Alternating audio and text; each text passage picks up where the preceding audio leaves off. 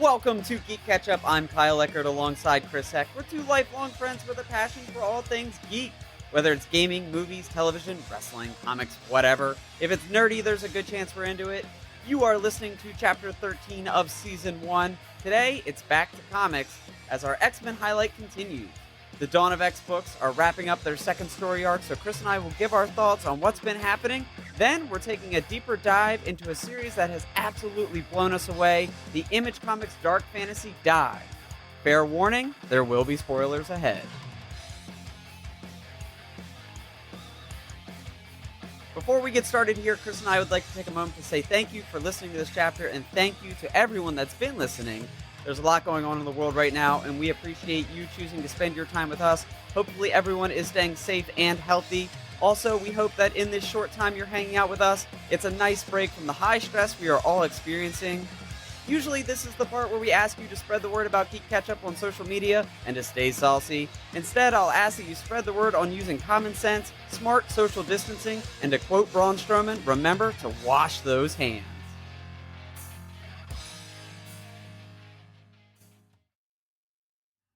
Throughout this season of GeeK KetchUp, we've been breaking down and analyzing the latest era of X-Men comics known as the Dawn of X. Check out Chapter 1 for our thoughts on the new status quo established following the events of 2019's House of X and Powers of 10 that saw mutants within the Marvel Universe finally take control of their own destiny. Professor Charles Xavier and Magneto have united all mutants under one banner, establishing themselves as a new nation backed by the financial support of pharmaceuticals made from the flowers exclusively grown on the living island of Krakoa. And while most of the world recognizes this nation, there are still some who continue to threaten the family of X. Under the Dawn of X umbrella, several titles have been released over the past few months, each following a different group or hero, but all adding up to one story. In Chapter 8, we looked at each of the first 4 or 5 issues from the various series we've been following, seeing significant events transpire in Mauraders, Excalibur, X-Force, and the lead flagship series, X-Men. You'll have to check out Chapter 8 to get our full thoughts, but in Marauders, we saw a new dawn for Sebastian Shaw, Emma Frost, and the Hellfire Club as Kate Pryde was named the Red Queen and captain of the Marauder. Tasked with a dual mission on the black market, get the drugs in and get the mutants out. In Excalibur, another mutant, Betsy Braddock, took on a new role as captain, assuming the mantle of Captain Britain from her brother Brian, and defending the world from the magical otherworld led by the sorceress Morgan Le Fay. Understanding the power of a team that can operate on the sly, the Mutant Council created a new X-Force to operate as the CIA wing of Krakoa. And rounding out our lineup is the lead series X-Men. Featuring a rotating cast of top names, this book goes story to story, weaving the entire timeline together. At this point in time, each series has hit their second story arc and the significant blows continue. Major revelations and deaths have occurred across the board, some even at the hands of unsuspected allies. From here, we're going to walk through most of the biggest moments from the titles we're following. So starting with Excalibur number 5, we saw probably the biggest moment of this story arc when Rogue, after recovering from a magical trance, she finds Gambit in trouble and then proceeds to actually drain Apocalypse of his power, killing him. This was, for me, reading Excalibur, the best moment so far. Leading up to this, we had really seen a little bit of a slower build. We were getting a little bit of pieces as far as what Apocalypse's scheme is. He's been after these ancient magic crystals. He's caused some tears between the worlds, which unleashed some dragons and other monsters on London. And right here in this moment, it was really big for his plan, apparently, and we didn't know that until this point. Rogue had been in a trance. Gambit was pissed. We were trying to figure out exactly what was going on. She comes back. Gambit is actually fighting with Apocalypse, which was kind of the catalyst, right, for why Rogue jumped into action. And she just went full tilt. She beats Apocalypse down, drains him of the power, and then it was a great page at the end of it where you actually see Rogue, but she's got this like gray Apocalypse skin. She's kind of got the weird smile line, and it was a very, very powerful moment. Yeah, that's pretty wild considering Apocalypse and his history of being a big bad for the X-Men. And, Rogue is obviously no slouch. Her mutant ability to drain other people's life force and their power and to adapt power of other mutants when she touches them. It's pretty wild that she came in and was able to just instantly drain him of his power and take him out. Yeah, it was a sweet moment regardless. I definitely believe that Apocalypse was going a little soft on her to be beaten Okay. that fast, because like I said, a lot of what's going on in Excalibur is adding up to this plan that Apocalypse has apparently had for thousands of years, according to some of the little tidbits of his grimoire and things like that they've given us. Right. So, it wasn't a true showdown between the two. Yeah, he was taking it easy, pulling his punches. Yeah, but still a powerful moment, and it powered Rogue up for some of the things that are coming later in the series. Yeah, that's pretty sweet, pretty sweet. But then just one issue later, we saw a huge emotionally packed scene as Betsy Braddock killed her brother Brian when their recently reborn other brother, Jamie Braddock, manipulated reality and kind of forced Brian to fall on Betsy's sword. Yeah, back-to-back issues here where we saw some big deaths, and some of these moments that have been happening leading up to this, like Jamie Braddock being brought back, that was controversial for some of the mutants, especially the Braddock family, because he is a Omega-level mutant who can control reality pretty much at his own whim. So he is very dangerous, and he's a loose cannon, like kind of crazy wild card type dude. So everybody knows that it's not really the best thing potentially to have him around. You're right. But the opening to issue 6 here was really cool because the first, 3 or 4 pages are actually this big medieval battle scene. It's almost like something out of Lord of the Rings or Game of Thrones. Oh, really? Because the Excalibur team is essentially assaulting the castle that Morgan Le Fay is in Otherworld. And so she's sending out, her riders and her army. And then you've got like Apocalypse-powered Rogue, and Betsy is Captain Britain, and Jubilee and her son, who's now a dragon. There's some crazy stuff going on. It's like Helm's Deep, but in the mutant world. Why not? It's very true, yeah.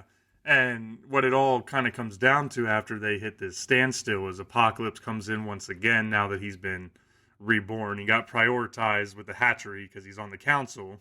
Right, yeah, I was going to say, prioritized his resurrection from the 5. Yep, so he comes back, and they ultimately decide we're going to do a champions duel. Ooh. So Apocalypse names Betsy Braddock and Morgan Le Fay. When we talked about the first story arc for Excalibur, she had taken over Brian Braddock, the original Captain Britain, and kind of possessed him, turned him into like a super knight, and so they have to go toe-to-toe in order to determine who's going to take over Otherworld. Nice. Yeah, that's pretty cool.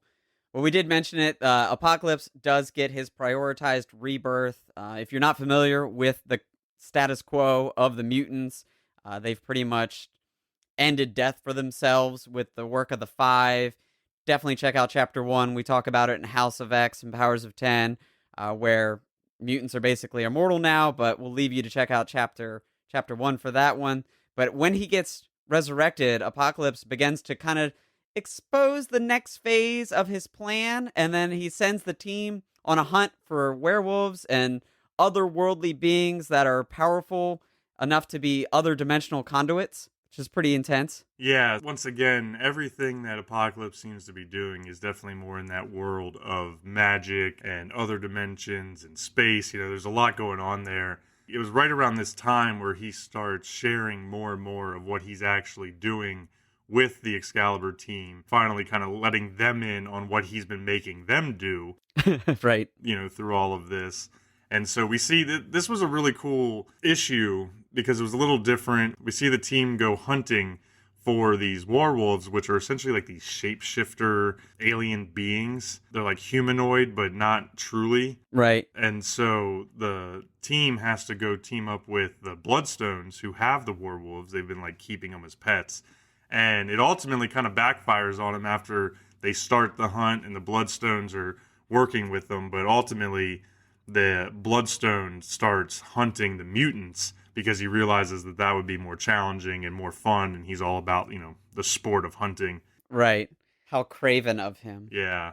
Now, unfortunately, I will mention I'm a little salty because I do my comics via subscription service, and I actually never received issue 8, which was the second half of the hunt. And so that is a miss for me right now. I didn't have a chance to go and find it digitally and pull it up and fill in that hole. But I do know, because I got issue 9, that the team survived and they kept on with their plans. So Yeah, and with those werewolf skulls in hand, the team is sent to the Starlight Citadel, which is a magical meeting place between all realities. But they are surprised by an attack from Opal Saturnine and her army of priests that channel magical moon and starlight powers and attack with like these magical bows and arrows. yeah, it was pretty cool. I don't know if she's a totally new character made up just for this story arc, or if she's someone that's been around in the Marvel Universe for a number of years. I'm not familiar with Opal Saturnine, but this was a pretty cool place. I was also not familiar with the Starlight Citadel, to be honest, but it was once home to Merlin. It was once home to the now destroyed Captain Britain corpse. So it seems to be a pretty important place in the universe of things. And I know Apocalypse, from what we saw in this issue, is very interested in what they've got going on there. Now, sadly, this has been kind of the cutoff point for this series, where we left on a cliffhanger in issue 9, right as Saturnine's moon priests start attacking. You know, there's a kind of a little bit of a back and forth between the Excalibur team and her army. Right. And then at the very end, we get this teaser where she realizes like she's going to need more power to take on Excalibur. So we get one panel where she looks like she's essentially summoning the Captain Britain corpse. Ooh. So there's like 4 or 5 Captain Britons standing there from over the years. And like that's the end. So like I was super pumped about like, oh man, like get the next one. This is about to pop off. You know, we're going to get some payoff here on the story. But unfortunately, with the COVID-19 kind of disrupting things, we'll have to wait and see exactly when we get the end of this. Yeah, and that's going to kind of be a running theme throughout here today, where some of these stories are going to get cut short because of the unfortunate situation of COVID-19 and Marvel and DC publishers kind of taking a bit of a halt. But you talked about Saturnine. She's actually historically a Captain Britain villain. Oh, okay. Yeah, so she's a little older, but you know, I can't say that I'm too familiar with her or much of Captain Britain. I didn't really read a lot of Captain Britain, and I'm not too familiar with magical world beings. It's historically not the type of comics that I read. But it's cool to see that they brought her back, and with Betsy Braddock taking on the role, they're bringing in a lot of traditional Captain Britain villains. Yeah, and for me, I'm in the same boat. Like, I was always familiar with Captain Britain as far as the existence of Captain Britain, right? Right, yeah. And maybe gotten a couple little tidbits, or you see him in a crossover where he was brought in to participate. But for me, I've learned way more about that character, the lore, how he gets his powers or she gets their power, you know, all of those types of things here in Excalibur. And it's been pretty cool. I always love learning about new characters, even if they're not my favorite. There's so much lore that goes into them. But ultimately, that was where I wasn't sure exactly where Opal Saturnine came in, if she was brand new or vice versa, because I had never seen that name. Yeah, well, I mean, there's so many superheroes out there and so many comic books to follow. It's impossible to really know every single one unless you read the Marvel Encyclopedia and remember it cover to cover. That's true. That's a lot to ask of anyone. Yeah, all in all, though, Excalibur on the back end, you know, issues 5 through 9, it really picked up the action. I thought it took the readers back through a number of the locations that were kind of mentioned and set up earlier in the story. So it really helped raise the stakes, and, you know, clearly now the tension's starting to boil over with some of the team and what's going on. So all in all, I've really enjoyed Excalibur, but now I'm like, I got to know exactly what Apocalypse Master Plan is. You know, I need these answers. I need to know what happened at the Starlight Citadel. And, you know, unfortunately, it's just kind of TBD. Yeah, we'll get there and find out what happens. And hopefully, when things get back to normal, the comic world's going to get back to normal, and they won't just move on to the next story and say, oh, where we were halts. They actually do pick up from where they left off. Yeah, I agree. It would definitely be unfortunate if they just kind of cut some of these out or didn't pick them back up and finish them. Yeah. But that was Excalibur and kind of some of the main points that have been going on there. We're now going to shift our focus over to Mauraders, which is what Kyle has been reading. So Mauraders has had its fair share of deaths and failed rebirths mixed in as well. Unhappy with how the votes are shaping up inside the Hellfire Club, Cape Pride has been double-crossed by Sebastian Shaw. which ends up in her being tied up in living vines when she's thrown in the ocean. And that impact ends up being felt all around, as there are several key moments where the Marauders team allow that personal emotion to get the better of them and causes them to lash out using full force of their mutant powers. And in particular, during an operation to get Kate's body back, Iceman actually ends up going full sinister by freezing people, breaking off limbs. Sounded like a pretty intense moment. Oh, it really was. Like, it was this. You always want to see these mutants, these especially the Omega level mutants, go full tilt. And this specific moment where they had to get Kate's body back because part of the resurrection protocols with the X-Men is that they can't resurrect you until there's a confirmed death. And at the time, with the way Sebastian double-crossed Kate, tied her up, threw her into the ocean, they had drowned. They didn't have a body to produce to know that Kate was really dead, so they couldn't resurrect her. So they went on this like Black Ops mission on this ship to get her body back. And while Bishop goes to get the body, Bobby Drake Iceman is left kind of defending, and he walks into this room and it's just full of like SWAT team guys, and they think they've got him pinned, and he just loses it and totally unleashes this ice storm in this tiny little room. He sucks the oxygen out of the air, and they're passing out, and then he grabs them by the arm and totally like, freezes their arm and then breaks it off. And he's almost gone villain. Yeah. Because in certain moments he's like, I want you to remember what happened here today. And there's this brief section where he's basically being like, you're gonna have phantom limb syndrome, and I want you to know that I'm the one that did it to you. That's pretty intense. Yeah, for a mutant that's usually pretty happy-go-lucky, it was just super intense and dark, and it's exactly what you want to see. You're like, hell yeah, like Iceman has the ability to do this, and now he really is. It was awesome. Well, I think it kind of brings up an interesting point just overall, right? The shift in the X-Men in general, now that they're on the island of Krakoa, now that they've got their own nation. And we've seen this with a few of the mutants across the stories where they've been almost emboldened in a way because of the fact that now they're a nation, because of the new confidence that Charles and Magneto have given them by demanding things of the world, demanding respect. You know, for years and years and years, the approach always seemed to be from them, or the mindset of like, we can do these things, but we need to be better. We need to keep it in control. We need to limit how much we use our powers so that way the humans won't fear us, that the world will accept us. And now in Krakoa, while they're still trying to do those things, it's almost like, I mean, you think just kind of to put it to real life, right? You think about like the American military, like we get to do whatever we want because we're the might of the American military. And, you know, we don't want to fuck with you, but if you really give us a reason, we're going to just turn it up and good luck. Yeah. And it's almost like one of those situations now where you've had these moments of a guy like Iceman maybe kind of losing it a little bit because he doesn't think he's going to have to maybe deal with the same repercussions that he would have in the past. Right. Well, and he's been greenlit to kill in this situation. They do have rules and laws on the council has given each mutant, like, and one of them is don't kill humans. But in situations like this, his emotion got the better of him, and he unleashed his full power and showed them exactly who he is and what he's about and what he's capable of.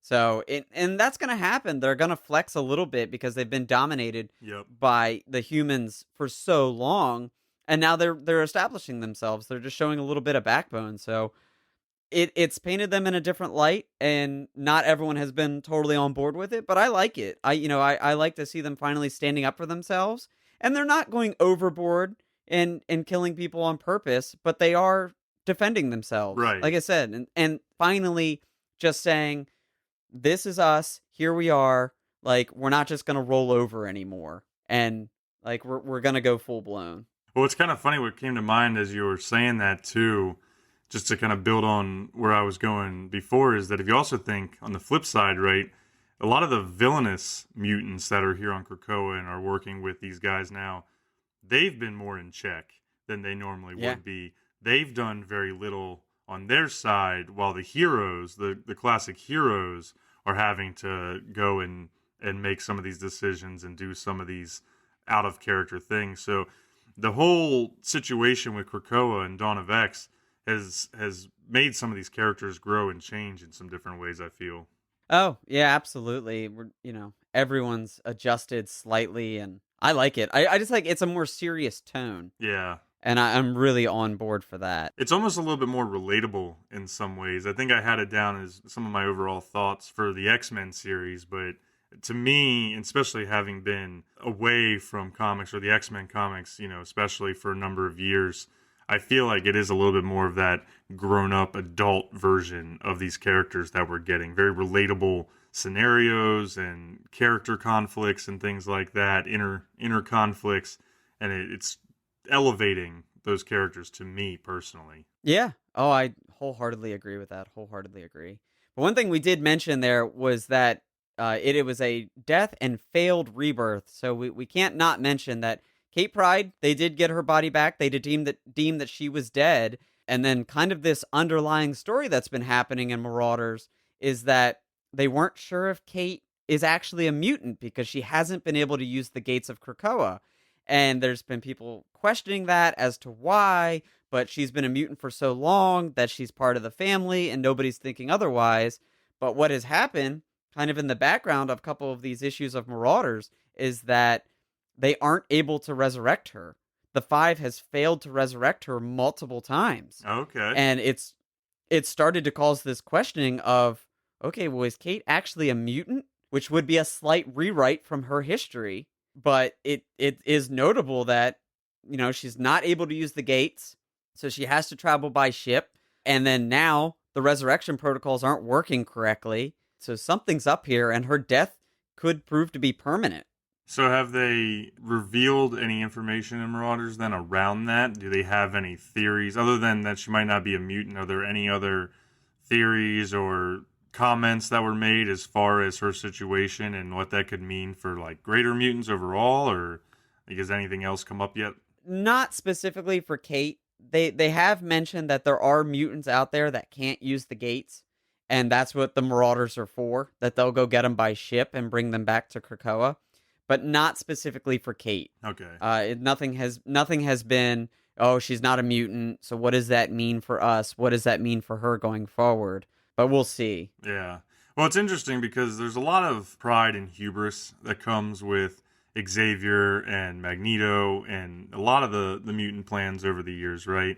And this situation doesn't spare that at all, right? They are still very much thinking that they are in control of everything, that they are writing their own destiny and trying to, prevent things from the future happening.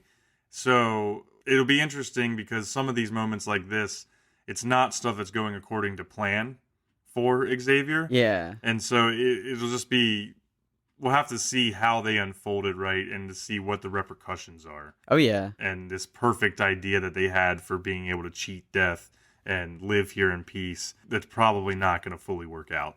No. When we saw kind of at the end of Powers of 10 with the timeline situation that it doesn't always work out the way they want it. We see Moira X's various lives, and they typically end in tragedy. So, is this timeline any different? Yep, exactly. So, moving off of Marauders here, we're going to look at, for all that's happening in X-Force, and what we got out of X-Force was actually a new Wolverine series that recently gave us a closer look at Logan's current situation. And of all the series, X-Force and Wolverine have probably seen the most death and destruction.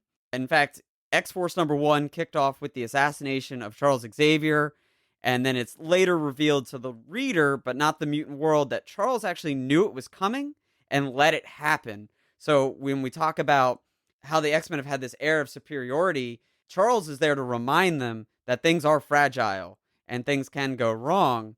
But then throughout the various missions of X-Force, we've also seen other team members fall. Quentin Quire has died, Domino, Colossus, even Jean Grey, who was killed by Wolverine in the solo series there. And so the mutant resurrection protocols have taken away the finality of death.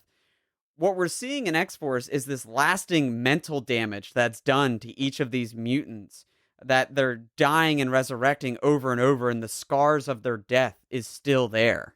Yeah, it's definitely weighing on some of the mutants. And even in some of the other books, we've seen this come up where now that they're actually going through these events, it's one thing to talk about doing this stuff, But now that they're going through it, they're seeing people they care about die.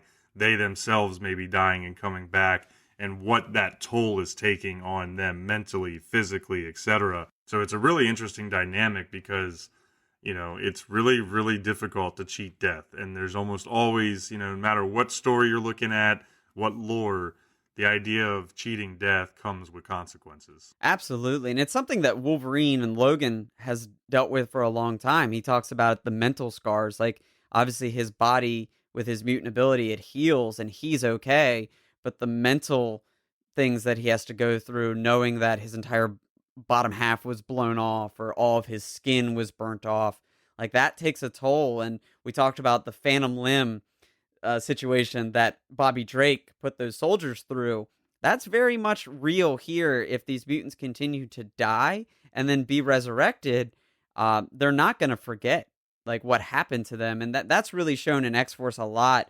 We got a couple of issues that showed the dynamic between Domino and Colossus, because at the start of X Force, they were both on away missions and got captured. Domino had her skin completely grafted off that was put onto soldiers so they could get into Krakoa. Colossus was taken hostage and tortured. And while, yes, of course, they died and came back, nobody forgets being tortured. Exactly. Yeah, and I think that it's been a lot more brutal in X Force. I've read one or two of them, the more important issues, but you've been the one following this. And it really, every time we talk about it, it seems like it's been the most devastating, impactful from that side of things, with the price that these mutants are paying to help build this nation of Krakoa. Oh, yeah. You get these moments where I forgot whether it's 8 or 9 in the opening scene. Wolverine and Daken are playing Russian roulette in the middle of a bar on Krakoa. Everybody's partying and forgetting about their troubles, but their Domino and Colossus just can't. And it's because of these problems that they're having, being like, how can we be so happy knowing that yesterday I died? Well, and some of them, and they've been built this way for years, but some of the mutants, even though they have these powers, are still kind of everyday people. Yeah. And if you look at some of the other mutants like Nightcrawler or Colossus himself, that family's a big part of their lives, religion is a big part of their lives. Those types of things, they don't just go away. And so, for those kinds of people, the idea of death is a finality. It might even be a reprieve. And now that you're completely removing that, it's challenging those inner aspects at their core, the most deep beliefs you hold are being completely turned upside down. And that's going to take its toll on anybody. And, it's been interesting because we're talking about kind of repercussions and things like that. Throughout Dawn of X, we've also come to find that certain humans are adapting to these newfound powers that the mutants are using and have obtained. We've seen them use bioengineering, like you mentioned, pulling skin off a Domino and attaching it to humans so they can kind of mask themselves as mutants. We've seen cloning. We've seen technoviruses coming out to combat the Krakoan tactics. There's been a lot that has already started to be pushed back. A bunch of new problems, right? Oh, yeah. That the mutants didn't have before. And in Wolverine, the Wolverine solo series, Logan actually teamed up with a U.S. CIA agent named Jeff Bannister to investigate some of this, where they're seeing weapons and illicit drugs being derived from the flowers grown on Krakoa. Yeah, it's known as pollen. So they take the flowers grown on Krakoa and they're turning it into a drug that's effectively killing humans, and then they're blaming the mutants. So we're really seeing the humans adapt to what the mutants have done with their new nation and their new culture. As we've said, that the mutants are finally standing up for themselves and not rolling over. Well, here we are in this situation. The humans are not just rolling over and allowing, they're still trying to assert their dominance over the mutants and adapting their tactics. And we've seen Domino was cloned, which was draining, her clones were actually draining her mutant power of luck, which was a really unique situation that we saw in X-Force. Technoviruses, Storm actually was exposed to a technovirus. We saw that in giant-sized X-Men, Emma and Jean. So the humans, and of course the Sentinels, Sentinel City in the X-Men series, that like people aren't just going to allow the Homo Superior to just dominate the future. Yeah. They want to stay relevant.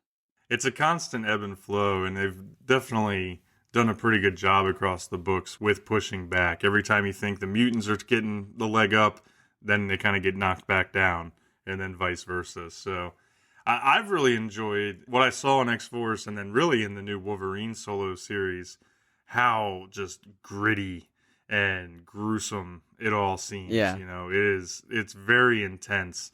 And from the get-go with the Wolverine solo series, I mean, they did not wait to get that full steam ahead with opening up, and it looks like Wolverine has just murdered everybody he knows. We find out a little later that maybe he's not in his right mind, you know? He might be being controlled, which is a very dangerous thing if you think about what Logan can do. But what are your thoughts on the Wolverine solo series so far?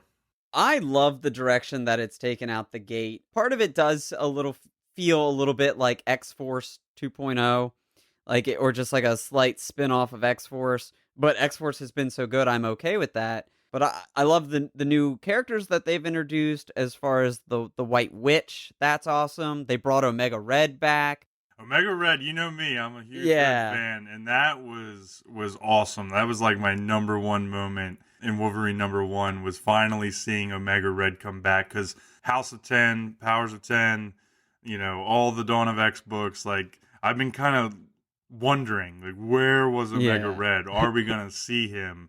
And then boom, he showed up here, and it was kind of a perfect place to show up with his history with Yeah. Wolverine. Oh, yeah. And of course, Logan does not trust him. He pretty much wants to just kill him right away or let him die. And you know, there's some interesting moments there between Logan and Magneto about the new way of Krakoa.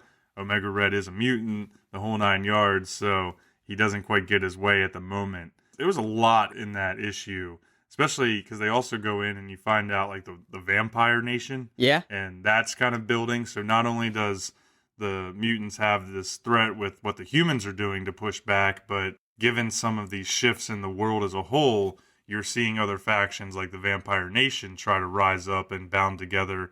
And so we could see some new problems that they haven't even experienced before, given other people's interests. Oh, yeah. That first issue of Wolverine set up so many threads. And it was a double issue, so naturally that's going to happen. But it was like, man, there's so much going on here. Which one are they going to go to first? I was happy to see in issue #2 that they followed the thread with the CIA agent Jeff Bannister. Yep. Because this is a personal feeling towards it. I really like the Detective Comics series that follow Gordon. Okay. On the Batman side of things. I think it's nice to see just a regular everyday Joe do something. So that vibe with the Jeff Bannister kind of just being a regular person teaming up with this superhero of sorts.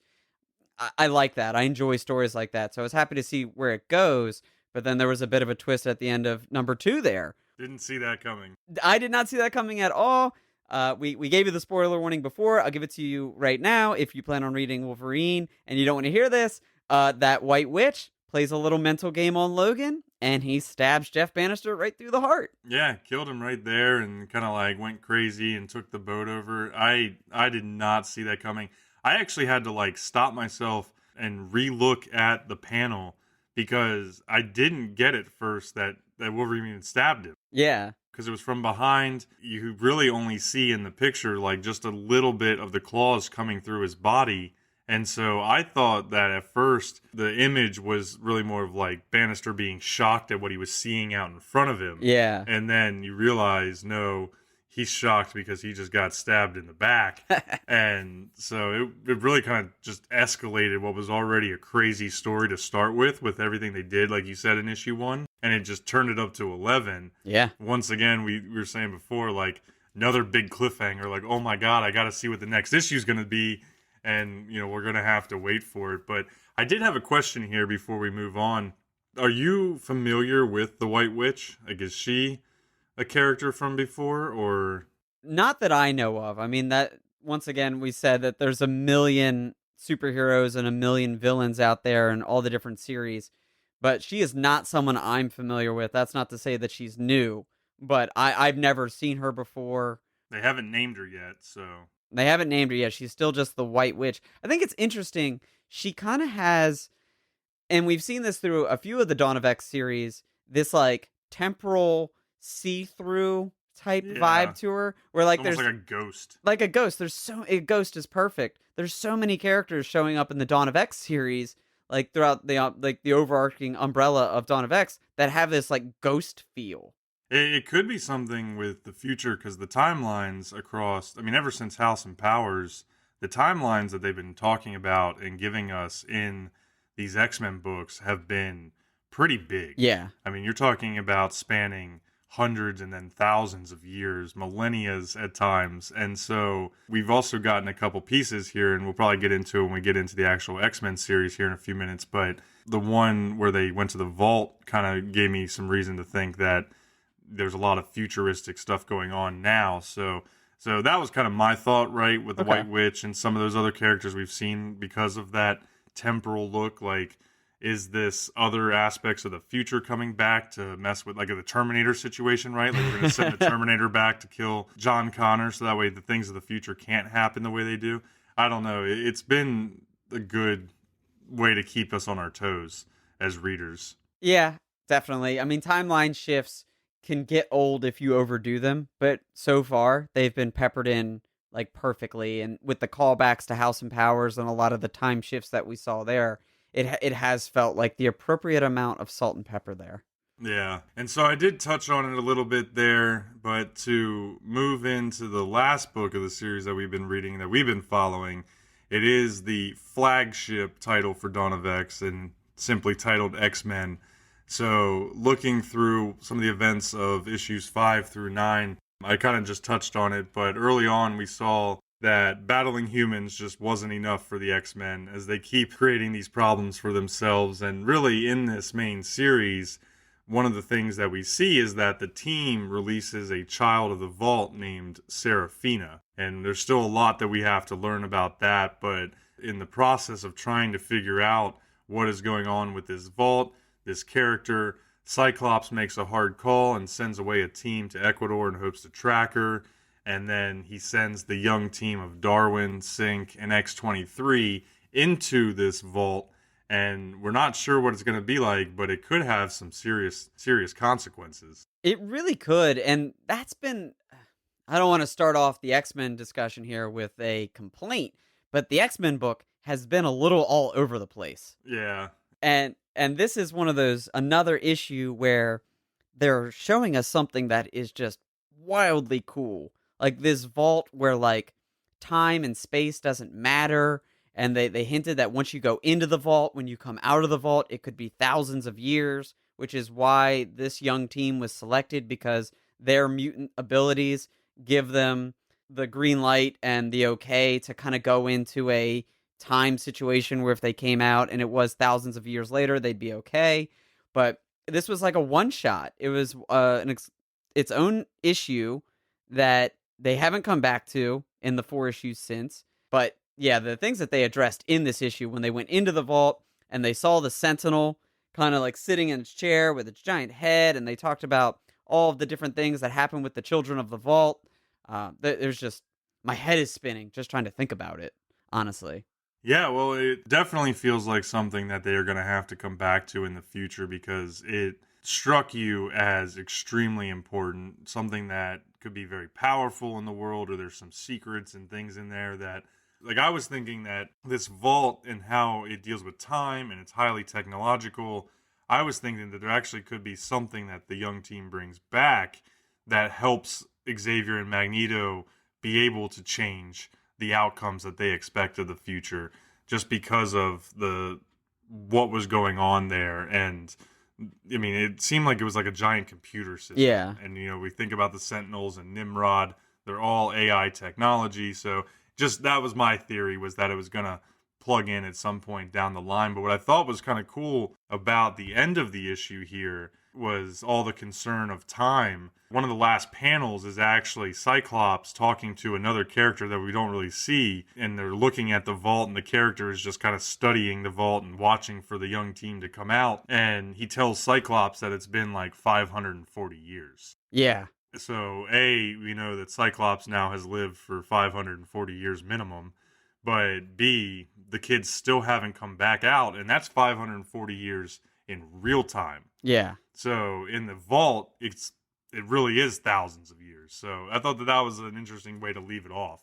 Yeah, a super cliffhanger. And then Cyclops naturally starts to question himself. Yep. Like what has he done? And for a man that up until this point is so confident in what he's doing for the mutant race and his team, that might not be a good thing to have your lead commander questioning his own decisions and what he's sending these other mutants to go do and potentially their death. Like, you need absolute trust in the process.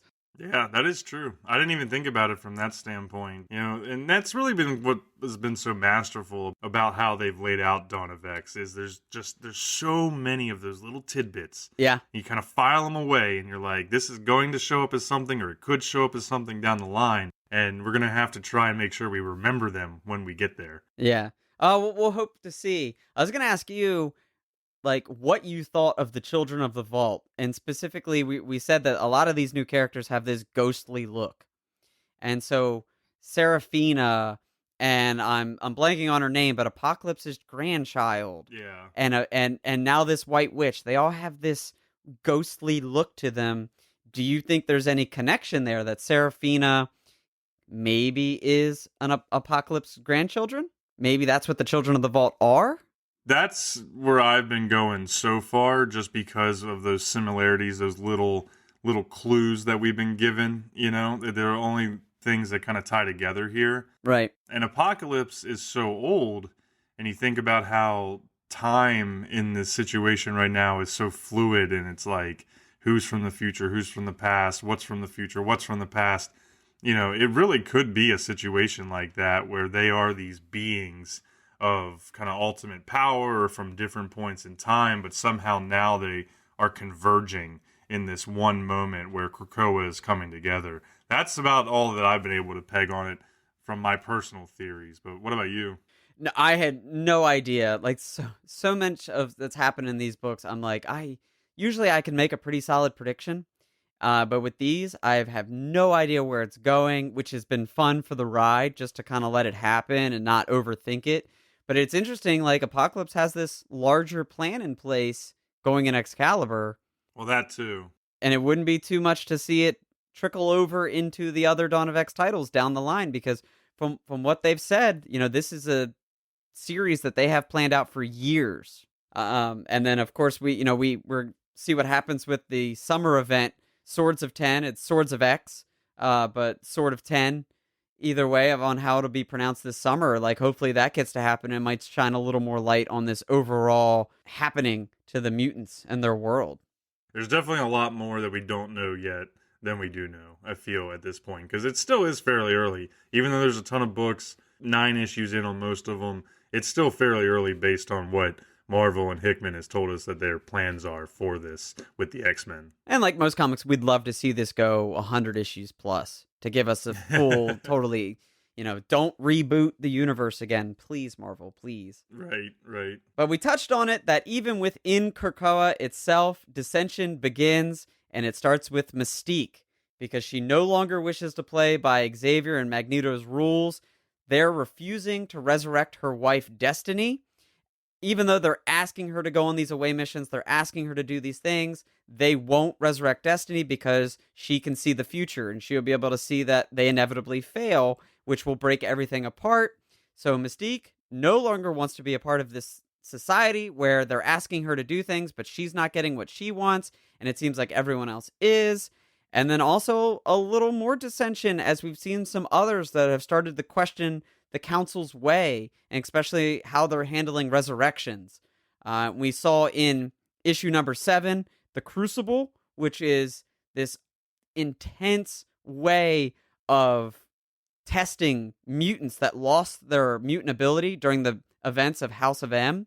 And since they've lost their mutant ability, they're not instantly in line for the resurrection protocol. They have to go through the Crucible. So that whole issue, number 7 in the Crucible, for me, was issue of the second arc. It was so good. Yeah, both of these actually I thought were really good with 6 and 7, and I want to make sure we don't brush over 6 too much here before we get into 7, because I thought that there was actually some really cool stuff that happened in 6.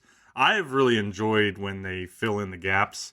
So issue 6 with Mystique as the focus was a fill in the gap story Right. that took us all the way back to House and Powers and showed us some of the things that Charles and Magneto had certain mutants doing in order to set them up and help them achieve what they wanted to do. So this was one of those moments kind of showing how they sent in Mystique well before the rest of the team to start messing with the Mother Mold, the space station, whatever you want to call it, out by the sun. The Orcus Forge. Yeah, the Orcus Forge, thank you.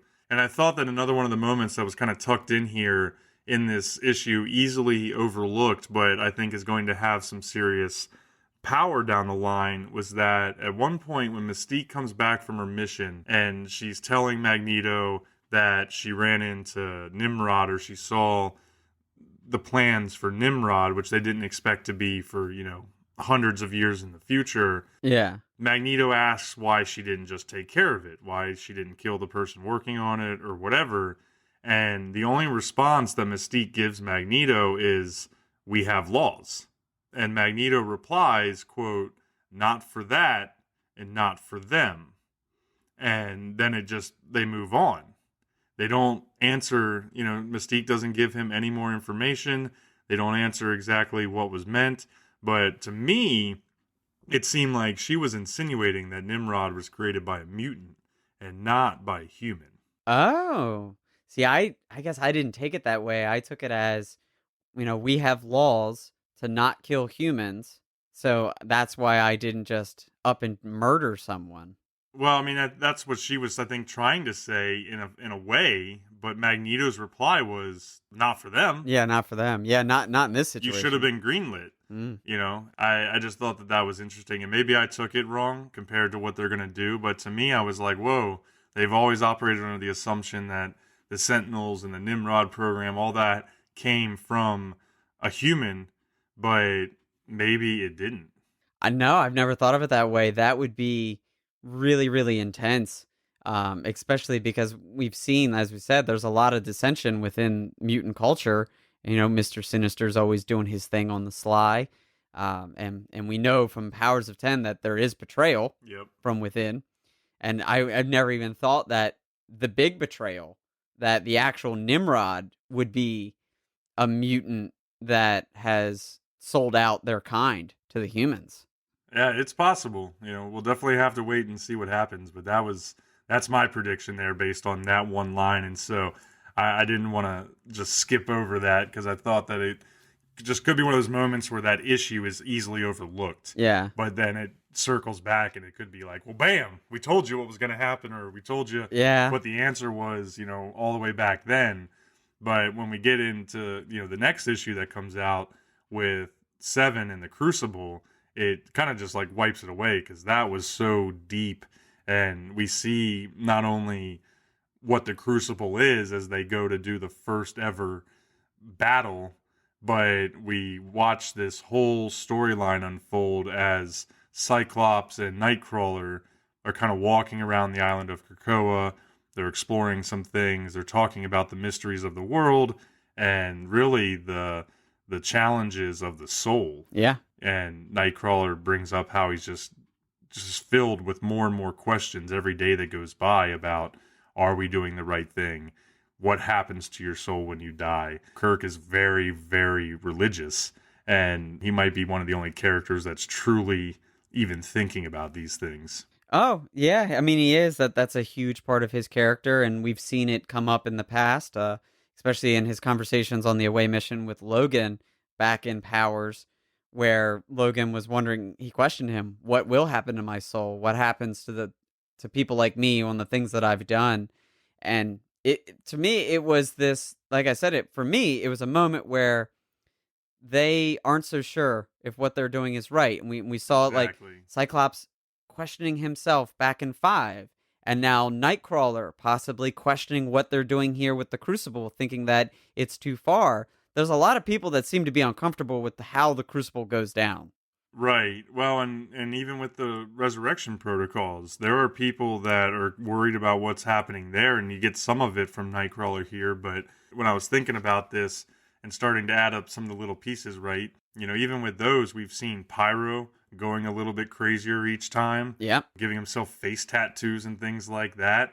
And then you've got them bringing back mutants like Jamie Braddock, who we talked about with Excalibur, a very dangerous, very unstable Omega level mutant who can literally change reality at a whim. And there's a lot of people that weren't happy about that at all. Yeah. So what are the consequences of that, or the impacts of like that society mindset about some of these things? They also started getting into what makes you your best self.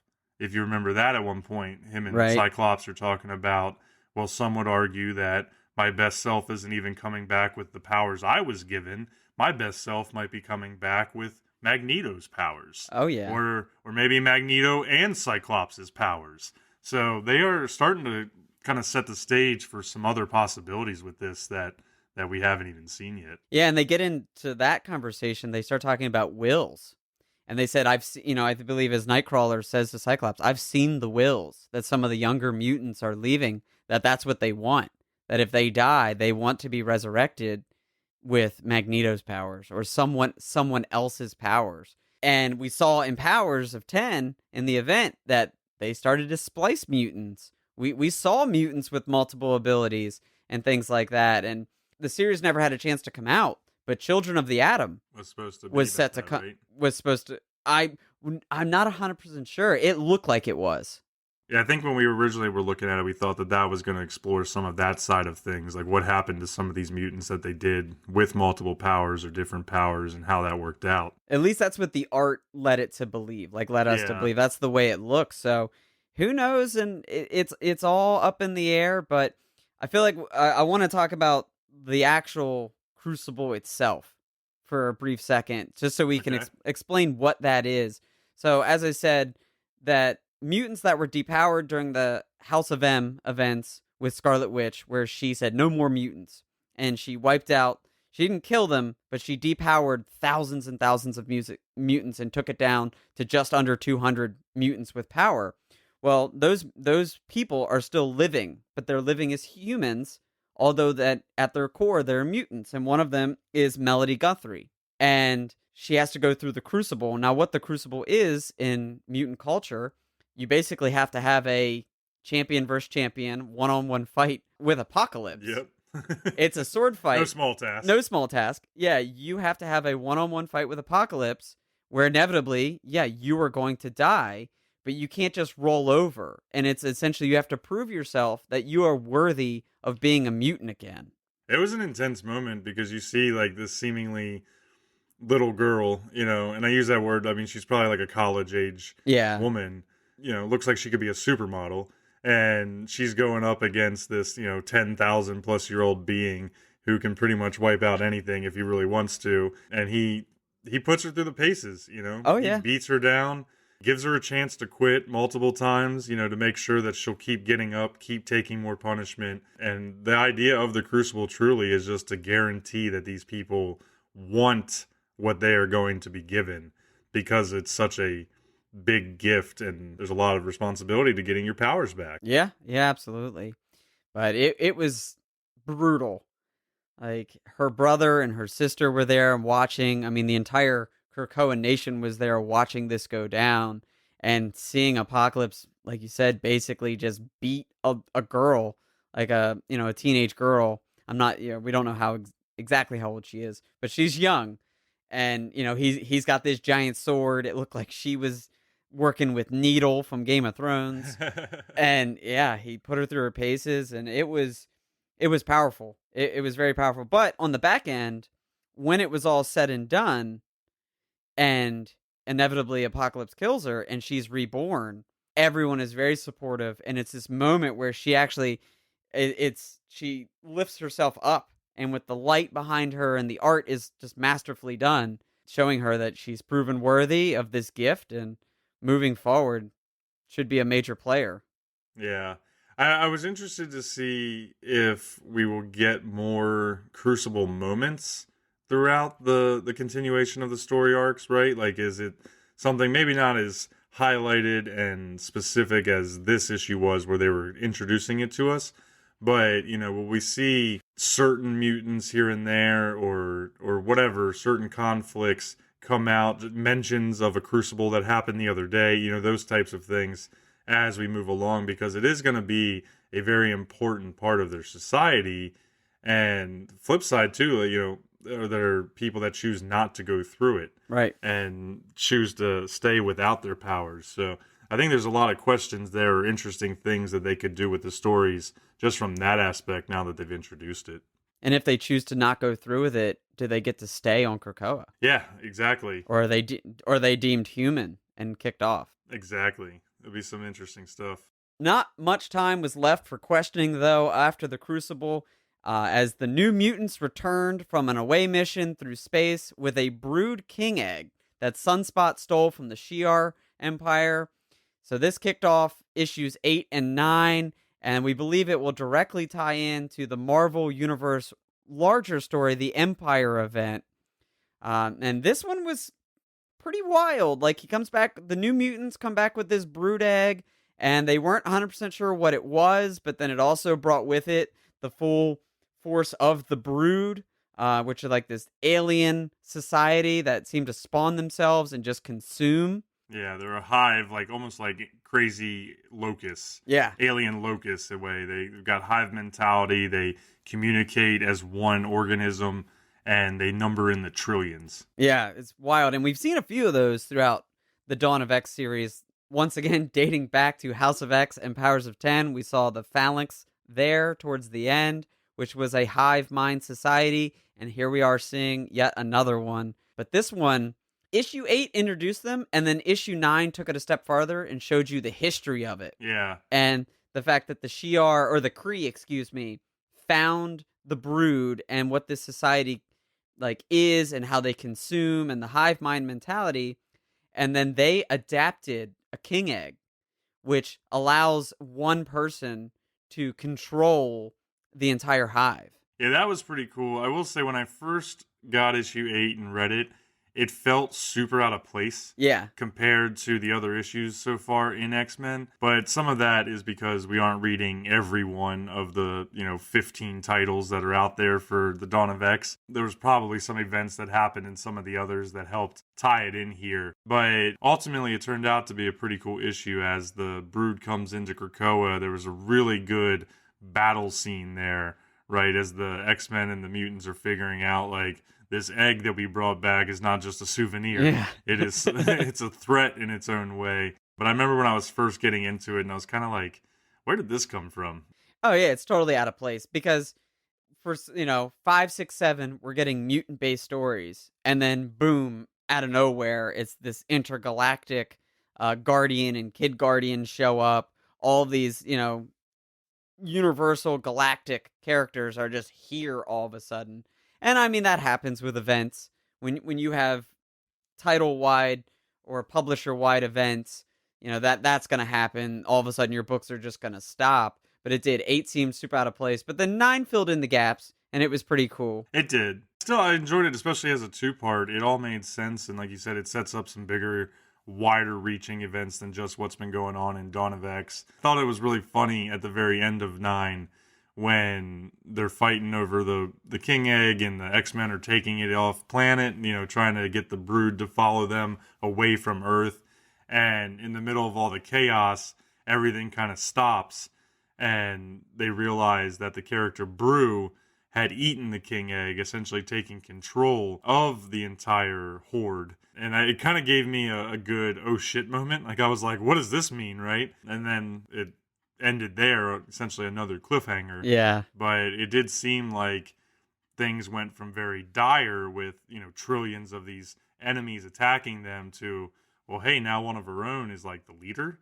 So it was making my head swirl of like how that was all going to fit together now that essentially one of them has control of what seemed to be like this huge big bad force that was going to be impactful here for a while. Well, and I know that in the very final pages of number 9, they kind of give us one of those info pages, and they talk about how a king egg works, and it's temporary.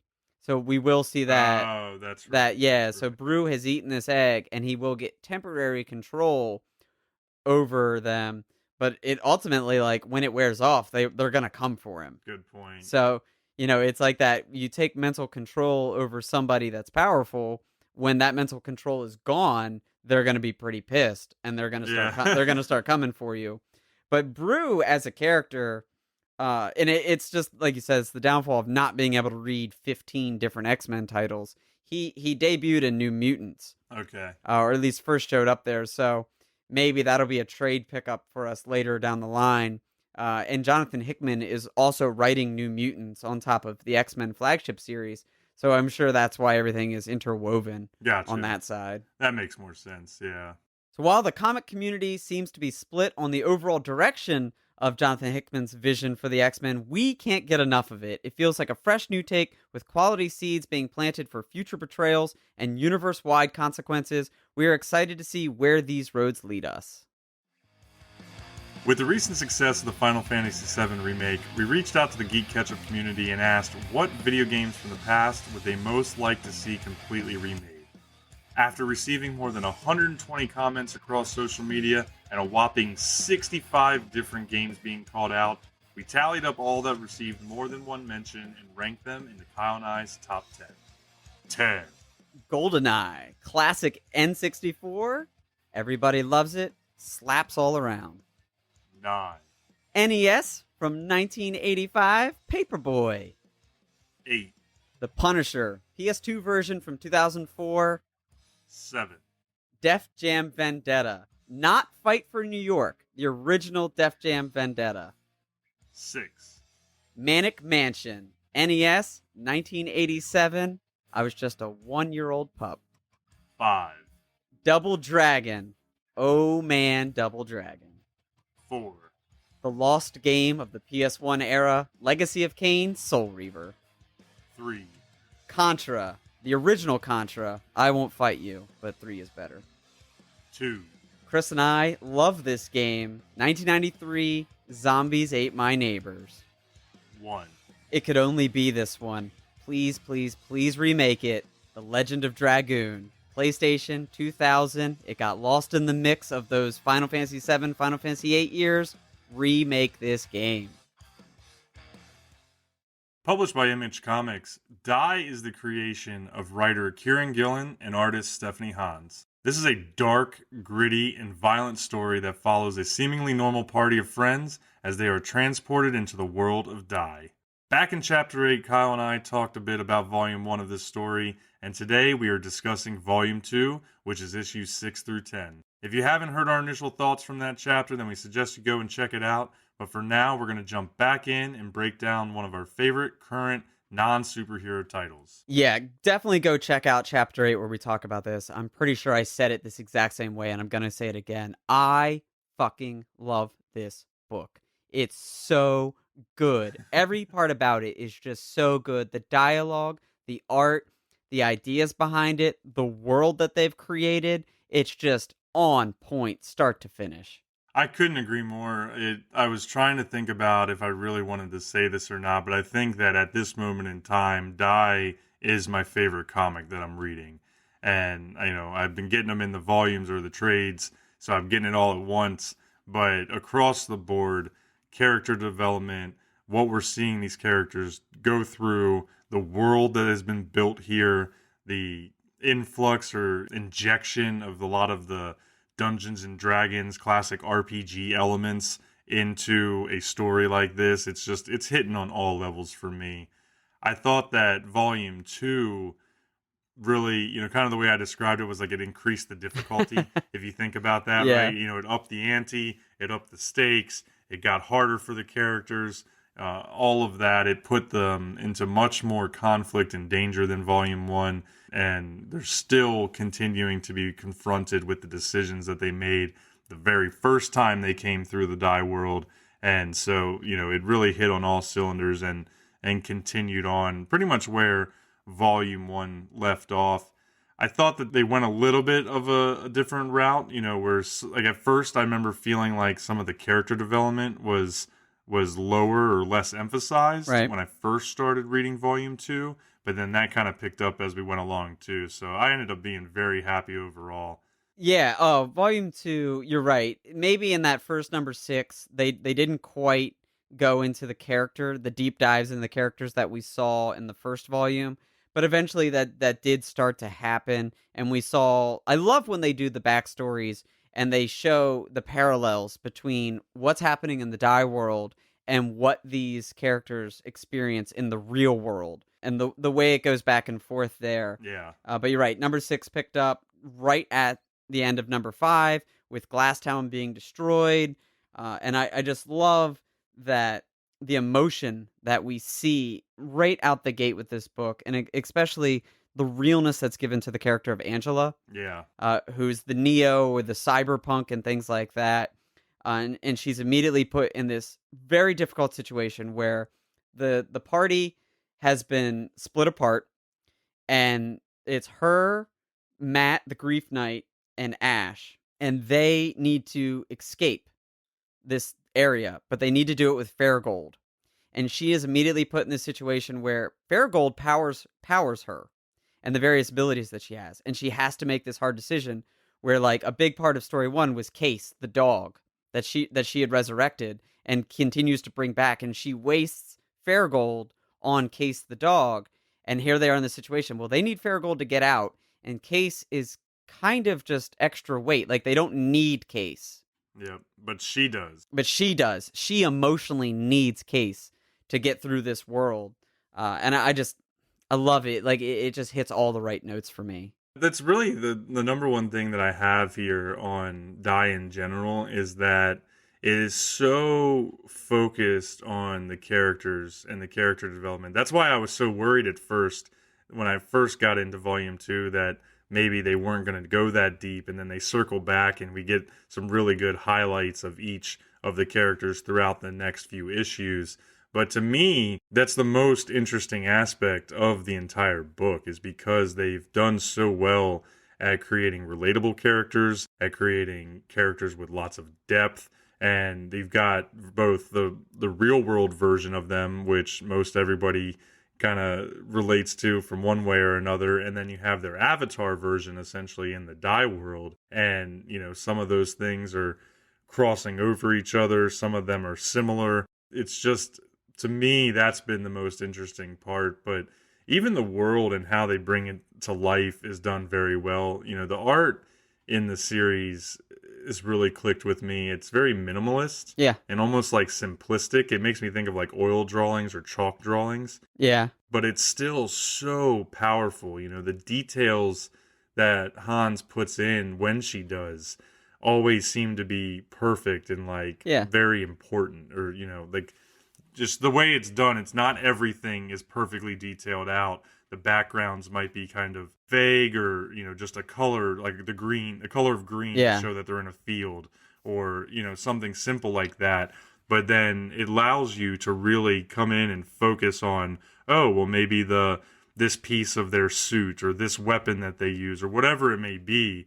Damn, look how intricate and detailed that piece is. And I don't know, it's just different from what we see in a lot of the other mainstream comics. No, I'm with you. It allows the dialogue and the story to take center stage. Yeah. And that the art does exactly what it needs to do. It doesn't overpower anything else.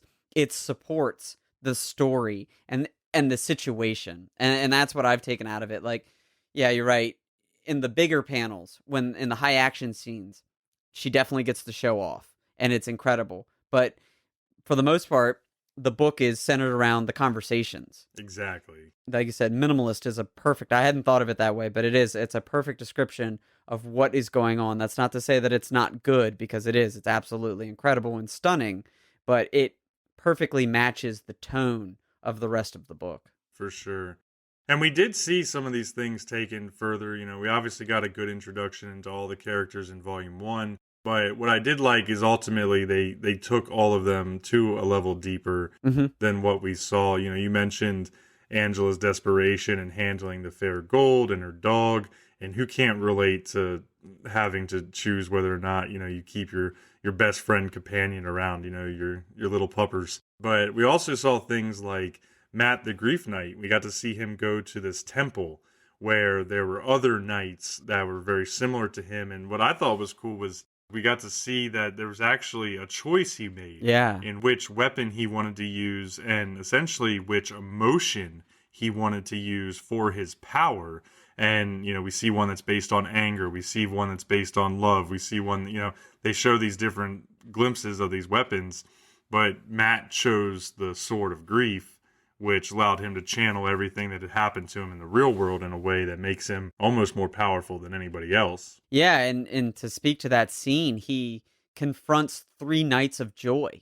And in that battle, he says, you fight with joy, but you're always fighting to hold on to it, which it makes you susceptible. Yep. And you're always fighting on the back heel versus I'm using grief, something I want to be rid of.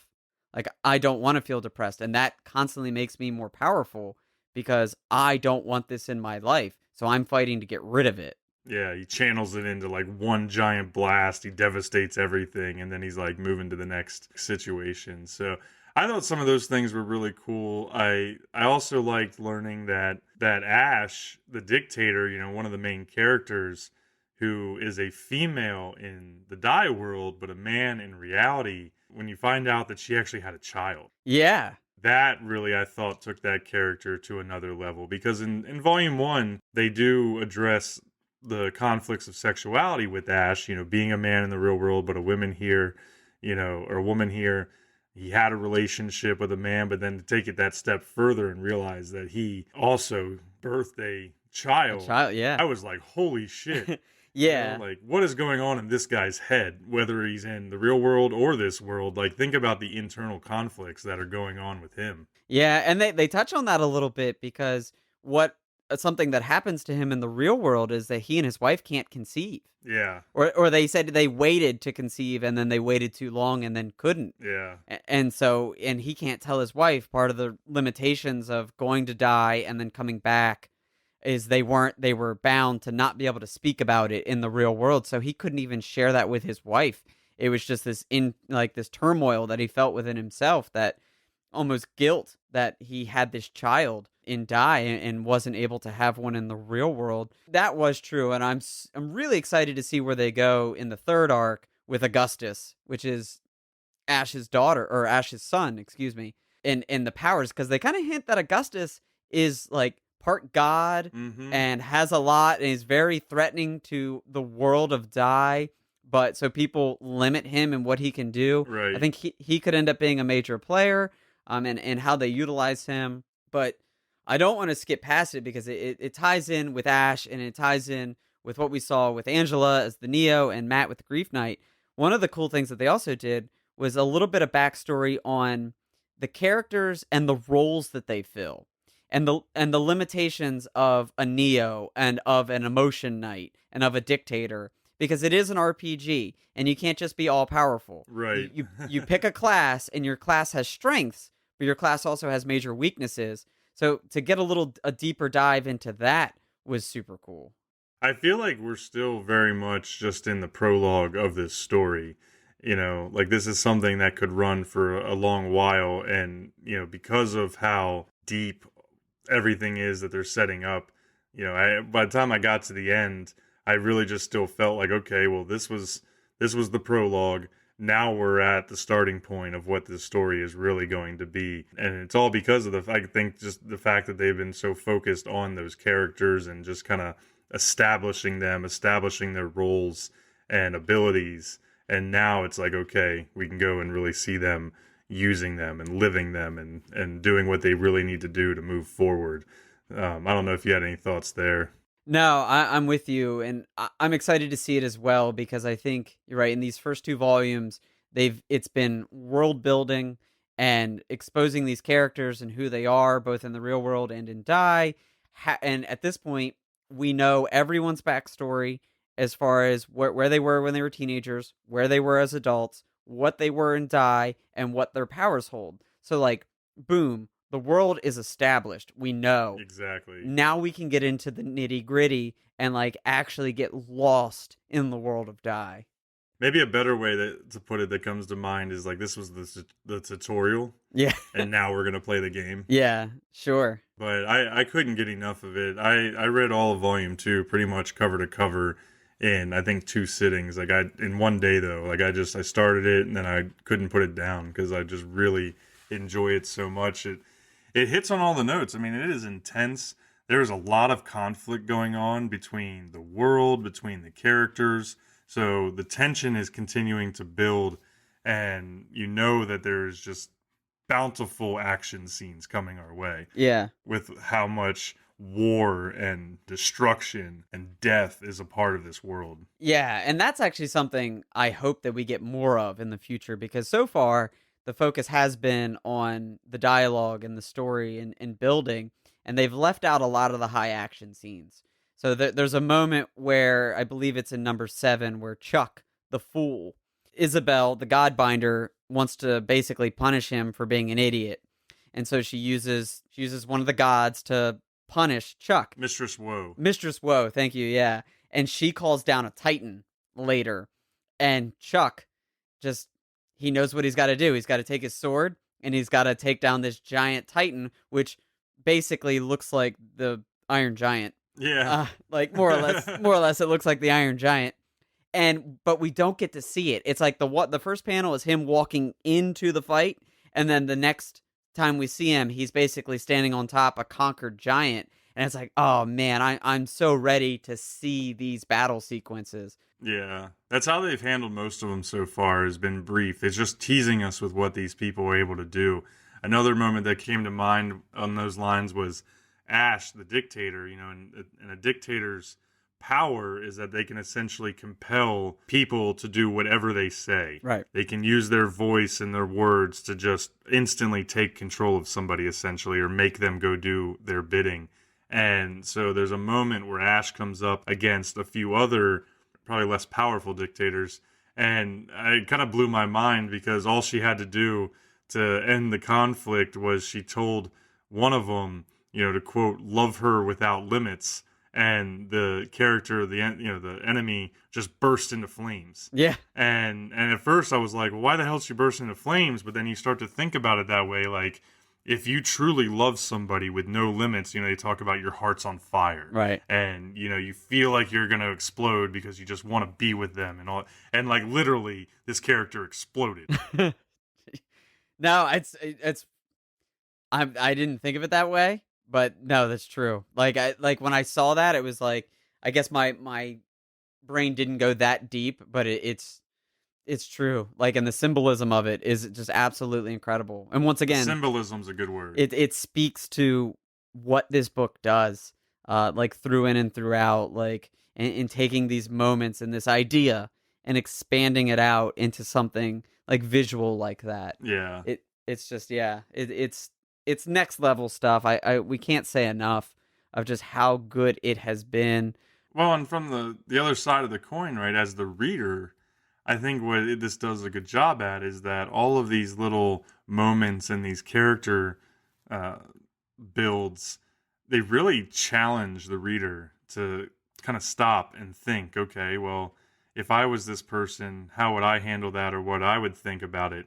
And if you think about a lot of the characters, you know, they're hitting on powerful things: addiction, religion, emotional instability, loyalty. With Ash, there's cross-gender curiosities. You know, a lot of those are things that a lot of people, everyday people, struggle with. Yeah. And have internal conflicts. And so I just thought that it really, if you look at it from that standpoint, it has a lot of stuff to say. Yeah. You know, even though it's a comic. Well, it's kudos to the medium for being able to be more than just, like we said in the intro, it's one of our favorite non-superhero comics because it proves that comic books aren't all Batman, Superman, like Exactly. tights and capes. Like, there's real emotion and real stories to be told here, and you shouldn't be discrediting it just because it's paired with art. Yeah, exactly. So what did you think? Because I know another part of this volume we saw was in issue 9, they finally gave us a little bit more about the history of Dye with the introduction of the character Charlotte Bronte. So what were your thoughts on that issue? That issue blew my mind, and something you just touched on where, like, you really got to stop and think. I read that issue, stopped, reread it, and then when we knew that we were going to talk about it, I went and read it again to make sure, and it was just there's so much going on in that.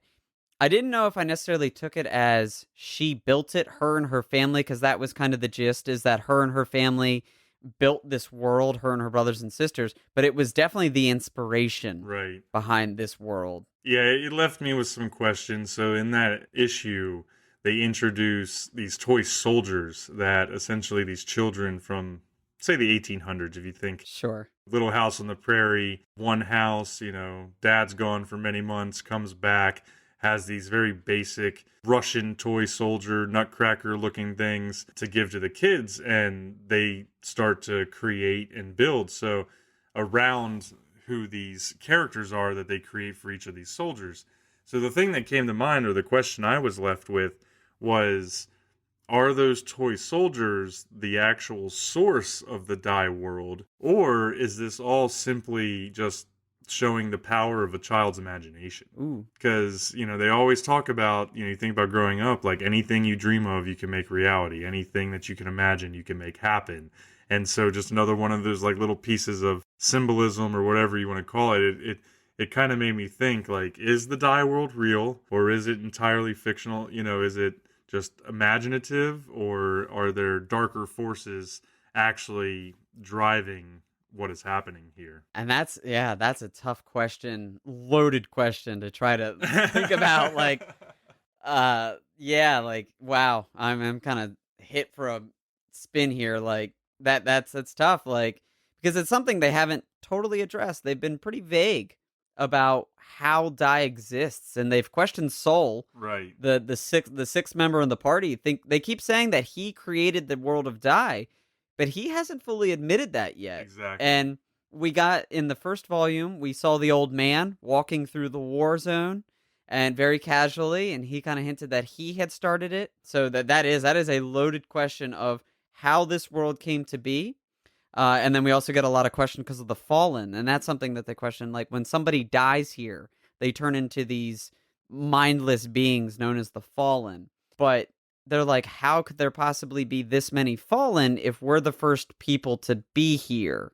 And they start to realize that there's clearly a history well beyond them. Yeah, which plays into, like, it does. That's where, like, the Jumanji feel comes. Like, okay, what is this game that we've lost ourselves into? Which is, honestly, that getting lost in it is a huge takeaway I took from issue 9, where Charlotte and her siblings, they come up with these stories and develop this world, and then when they grow up, they say, we have to leave it. We have to leave it alone. We have to move on with our lives. We can't obsess over this world that we've created. And so they all go their own ways. But upon their deaths, you find out that they never could let it go. Yeah, it stuck with them forever. And it definitely all adds up to way more questions than we have answers at this point. But I think that is also just so key for why it's so good. Yeah. Is it's got the mystery, it's got the action, it's got the characters, and it's got the art, and just all packaged up. I would be so sad if for some reason we didn't get, just a couple years worth of this story. And I haven't seen how long they plan on producing it. And of course, as we said with some of the other items, who knows with all that's going on with COVID-19 and the state of the comic industry. But I think out of everything I'm reading right now, I want more of this, and I want to make sure that it continues. Yeah, we've said it before. There are certain books that you get on Wednesday. You buy it on Wednesday, and you bring it home, and you instantly read it, and you don't do anything else you don't do anything else until you read this book. And Dye has absolutely been one of those. And the rereadability of it has been key, because every time I've reread one of these issues, I've picked up on something I didn't get the first time. And it's just made the world that much deeper, that much better, that much stronger, with the comparisons and the symbolism and everything that's going on. I know I'm not as much of a tabletop game guy, but at the same time, I'm really interested to see if they get, because the creator is working on a board game version essentially of this to bring out. And I'm like all in, even though that's not my jam usually, but I'm like, man, like if the books stay this good and we get so invested in the characters, like playing a game where it actually brings you into the world would be next level, at least for us as somebody that's been following along with it right now. Oh, yeah. I kind of thought that as good as the volume was, that once we got to the end, it still was able to make my mind explode a little bit, because you see the characters moving through some kind of confusion. What are we going to do? How do we get everybody back together? How do we get out of here? And they realize they're going to have to start taking some more drastic steps to achieve those goals. And so we see Ash start to be the manipulator and, start to move in with a little bit of like a master plan, it seems, with him. And we get some backstory on how all dictators work. And then at the end, we see him essentially ascend to the throne of Angria, Yeah. and become a queen. And I did not expect that to happen at all. No, well, it takes that twist. So she binds Zamorna, who is the father of her child. He's a vampire built to be a lustful 17-year-old in the world of Dai.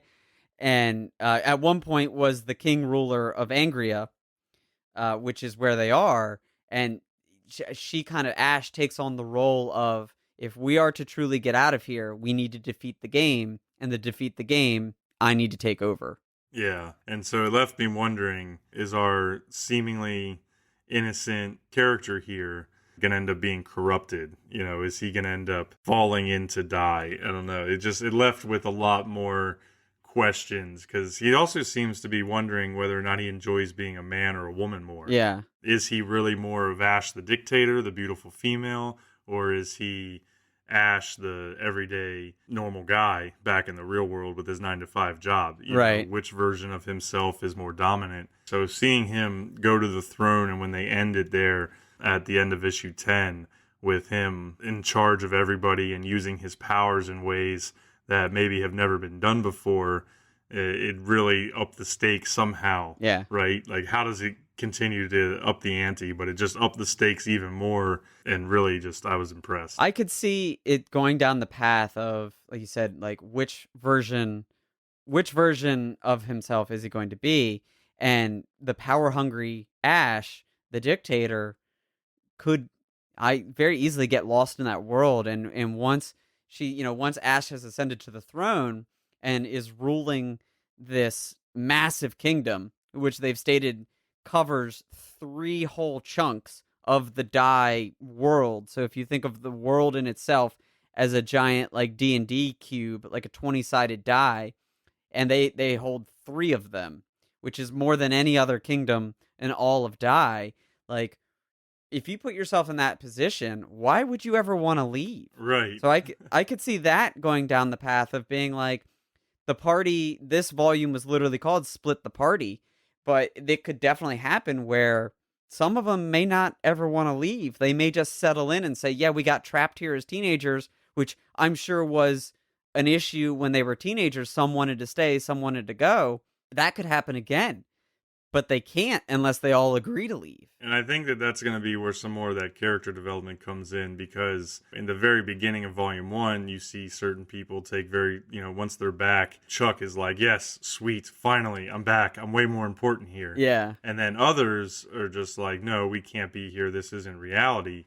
But I have a sneaking suspicion that over time, we're going to see some of those beliefs switch, and certain characters that did not want to be here originally are not going to want to leave, and vice versa. Yeah, that they've been there so long that their regular lives have given up on them. Exactly. Or they've given up on the regular lives. Or they've given up on yeah.